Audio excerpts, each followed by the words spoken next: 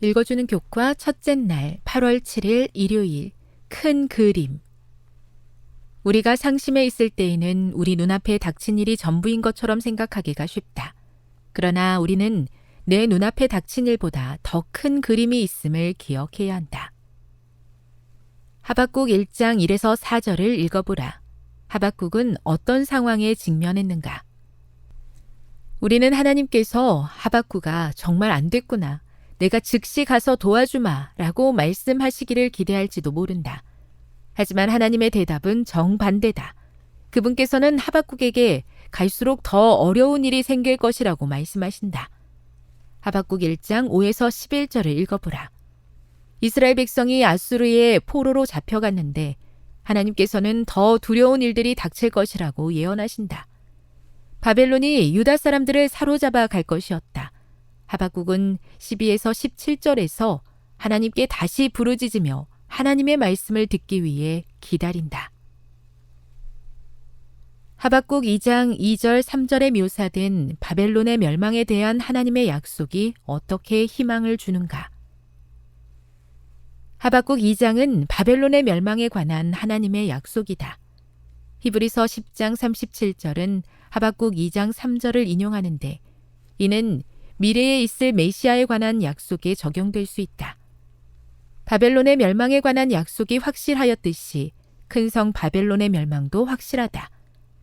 하박국은 자신을 둘러싸고 있는 거대한 악과 앞으로 닥쳐올 더 두려운 일들에 대한 하나님의 예언 사이에 갇혀 있었다. 구원의 역사 가운데서 우리도 같은 처지이다. 우리 주변에는 이미 큰 악이 둘러 있으나 성경은 더 심각한 일이 다가올 것이라고 예언한다. 하박국이 살아남을 수 있었던 비결은 그가 더 큰 그림을 볼 기회를 얻은 데 있었다. 그로 인해 하박국은 하나님께서 미래에 행하실 일을 믿으며 3장에서 하나님을 향해 놀라운 감사의 기도를 드릴 수 있었다. 교훈입니다. 때때로 우리는 눈앞에 닥친 문제 때문에 더 큰 그림을 보지 못할 때가 있다. 우리는 보이지 않는 영적 싸움을 볼 수 있는 안목을 가져야 한다. 묵상. 하박국 3장에 기록된 선지자의 기도를 묵상해 보십시오. 하박국이 그와 같은 믿음의 기도를 드릴 수 있었던 이유는 무엇입니까? 적용. 시련이 닥쳐올 때 그 뒤에 감추어진 하나님의 선하신 뜻과 계획을 발견하기 위해 어떤 노력을 해야 할까요? 영감의 교훈입니다. 보이지 않는 세계를 보라. 눈에 보이는 세계와 보이지 않는 세계를 가로막은 휘장이 들리고 우리는 처음 죄악이 들어온 때로부터 의와 진리가 영원한 승리를 얻을 때까지의 선의 군대와 악의 군대가 서로 싸우는 것을 볼 수 있다. 이 모든 것은 오직 하나님의 품성의 계시에 지나지 않는다.